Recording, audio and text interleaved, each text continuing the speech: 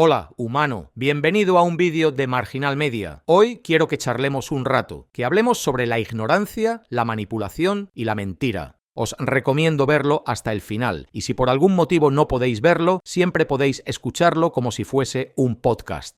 Todo el equipo de Marginal Media no comprende el grado de idiotez al que está llegando la humanidad en pleno 2025. En una era donde tenemos acceso a cantidades inimaginables de información al alcance de un par de clics, parece que estamos retrocediendo en lugar de avanzar. Cada año se priorizan los bulos, la desinformación y las opiniones de ignorantes y mentirosos. Memes, titulares sensacionalistas, vídeos malintencionados. Todo esto circula más rápido que cualquier investigación seria, artículo o libro de historia. La velocidad con la que se difunden estas mentiras es alarmante. Personalmente, me preocupa mucho ver cómo algunos no son capaces de razonar ni reflexionar sobre la información que consumen. Luego terminan repitiendo esas mentiras como loras mojadas, haciendo los bulos de un tamaño gigante. En muchos de nuestros vídeos hemos recibido ataques y comentarios llenos de fake news, que si somos comunistas o fascistas, que los incendios en Australia fueron provocados por pirómanos pagados por ONG, que si el mayor genocidio de la historia fue mentira y es un invento judío para controlar el mundo. En fin, un cúmulo de chorradas para volver loco a cualquiera. No importa que ese conflicto sea el más documentado de la historia de la humanidad, que existan vídeos, fotos, documentos, libros, autobiografías, investigaciones, registros físicos y estructurales, además de millones de testimonios de personas de todo el mundo. No, para un par de bobos todo es un invento pagado por George Soros y el progresismo internacional. ¿Con qué objetivo? Ni idea, seguramente para trolear personas.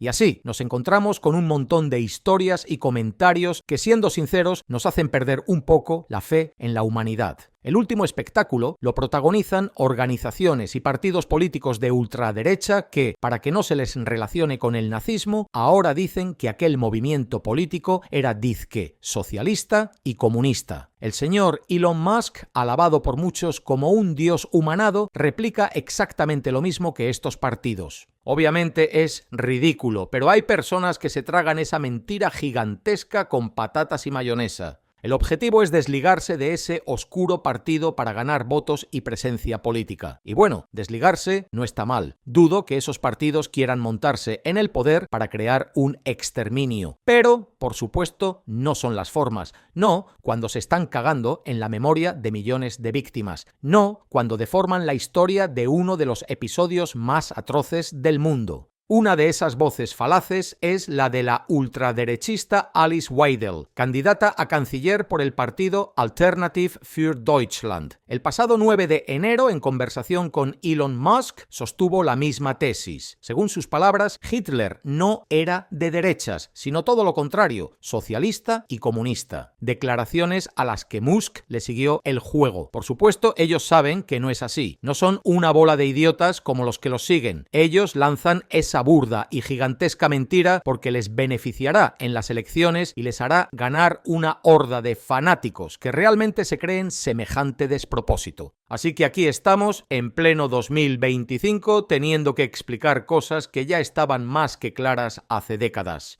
No solo es triste y decepcionante, también peligroso, porque la ignorancia es el terreno más fértil para los extremismos. Ignorancia y mentira que, por cierto, montaron a un loco genocida como canciller de Alemania en enero de 1933. El Partido Nacional Socialista Obrero Alemán fue un movimiento político autoritario, ultranacionalista, racista y de extrema derecha. Esto no es una opinión, es un hecho documentado por historiadores, investigadores y politólogos. Ahora bien, ¿por qué tenía la palabra socialista en su nombre? No era porque fuesen socialistas de izquierdas, era una estrategia para atraer a las clases trabajadoras y competir con los partidos comunistas y socialistas reales de la época. Don Bigotes mismo lo dejó claro en varias ocasiones. Despreciaba el socialismo y el comunismo, y su objetivo principal era destruirlos. Para que os hagáis una idea, durante la época de la República de Weimar, en los años 20 y principios de los 30, Alemania estaba en crisis, hiperinflación, desempleo, pobreza. La gente buscaba desesperadamente una solución, así que surgieron partidos de todo tipo: comunistas, socialistas, liberales, conservadores y, por supuesto, los nazis. El nombre nacionalsocialista era un truco de marketing político. Usaron esa palabra en el nombre del partido para captar votantes que no se identificaban con los partidos comunistas, pero que sí estaban descontentos con la situación económica.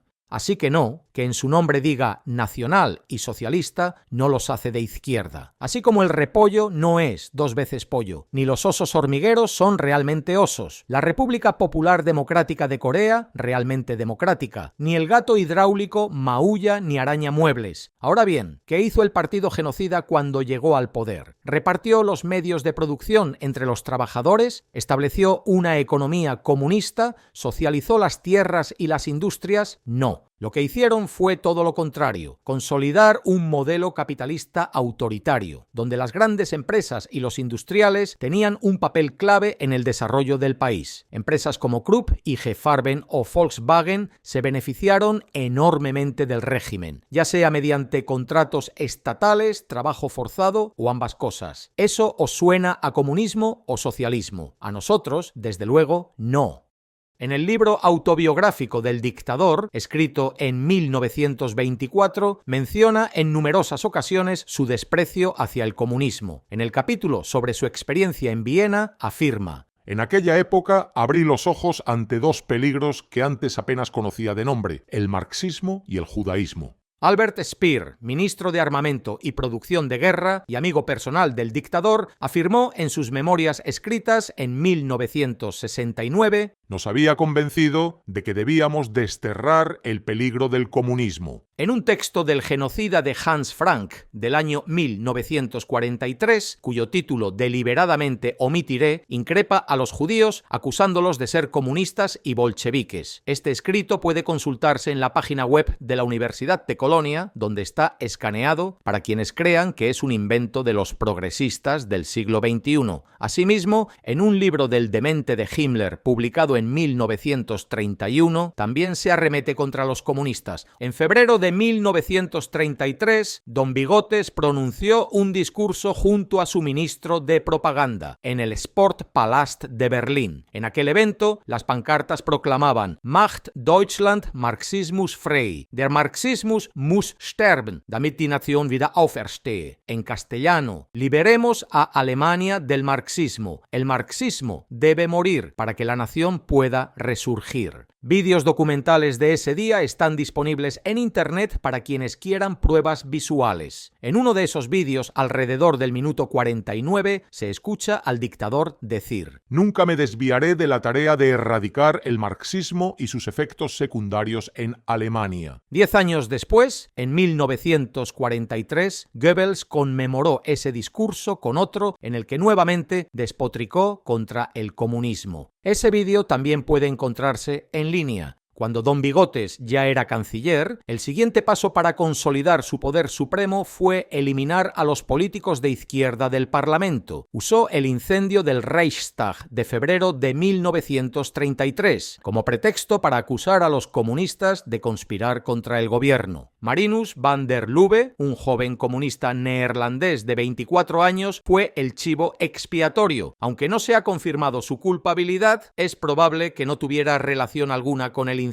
Fue acusado, torturado y ejecutado. Con este pretexto, el régimen promulgó el decreto del incendio del Reichstag, que suspendía temporalmente derechos ciudadanos bajo un supuesto estado de emergencia, y posteriormente se aprobó la ley habilitante, que otorgó al bigotón poderes absolutos para legislar sin intervención parlamentaria. Esto permitió perseguir, arrestar y enviar a campos de concentración a dirigentes comunistas. Esta historia está detalladamente narrada por William Shirer en su libro The Rise and Fall, publicado en octubre de 1960. El 2 de mayo de 1933, el régimen disolvió los sindicatos y envió a algunos de sus líderes a campos de trabajo y posterior exterminio. En su lugar se creó el Frente Alemán del Trabajo, una organización sindical afín al partido que tenía de todo menos ideología de izquierda. Su propósito era organizar actividades culturales y deportivas, además de adoctrinar ideológicamente a los trabajadores con la propaganda del partido. 8 días después confiscaron las propiedades del Partido Socialdemócrata y cerraron periódicos de izquierda, incluido el magazine Die Weltbühne, presidido por Karl von Ossietzky, futuro Premio Nobel de la Paz. En noviembre de 1936, Alemania firmó junto al Imperio de Japón el Pacto Anticomintern, un acuerdo en el que ambas naciones se comprometieron a tomar todas las medidas necesarias para protegerse de la amenaza comunista. En 1941, el tratado fue ampliado, incluyendo a países como Italia, Bulgaria, Croacia, Dinamarca, España, Finlandia, Hungría, Rumanía, Eslovaquia, Manchukuo y el gobierno de Nankín. Incluso hubo intenciones de adhesión por parte de Uruguay y Brasil en 1936 y 1937. En el caso de España, se unió completamente al pacto en abril de 1939, tras la rendición del ejército republicano durante la Guerra Civil Española. Cabe recordar que los republicanos fueron apoyados por la Unión Soviética en su lucha contra el bando sublevado, liderado por Franco y apoyado por los alemanes y los italianos. Si Bigotes hubiese sido comunista, jamás habría respaldado a Franco. El Avalon Project recopila millones de documentos relacionados con la historia, la política, el derecho y la diplomacia internacional. Entre ellos, como en muchas otras páginas web y recursos de universidades, se encuentran las transcripciones de los juicios de Nuremberg.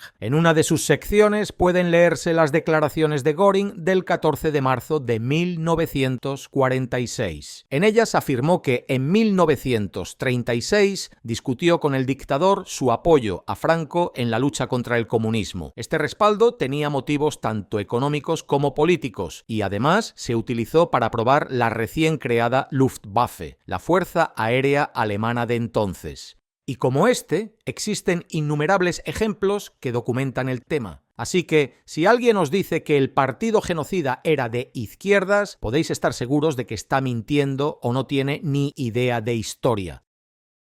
Entiendo que los partidos de ultraderecha intenten desvincularse de ciertas ideologías o personajes históricos. Dudo que Vox, Alternative für Deutschland o Rassemblement National en Francia realmente admiren al criminal del bigote. Solo creo que alguien con la cabeza muy tostada o con el cerebro muy lavado podría creer algo así. Pero lo que resulta inaceptable es que intenten negar una verdad histórica con conceptos como el revisionismo. Basta ya de cuentos absurdos. La humanidad enfrenta problemas mucho más graves que perder el tiempo creyendo en las mentiras de Elon Musk o en las narrativas manipuladoras de ciertos partidos de ultraderecha. Hay personas y colectivos que no dudan en inventar toda clase de mentiras para alcanzar sus intereses, incluso si para lograrlo tienen que poner en juego la estabilidad financiera, física y emocional de otros. Manipular, dividir y confundir es su estrategia, y su éxito depende de que la gente sea ignorante, dócil y fácil de manejar. Por favor, no entregue los hilos de su vida a quienes no dudan en usarlo como herramienta para sus intereses. Hasta la próxima. La paz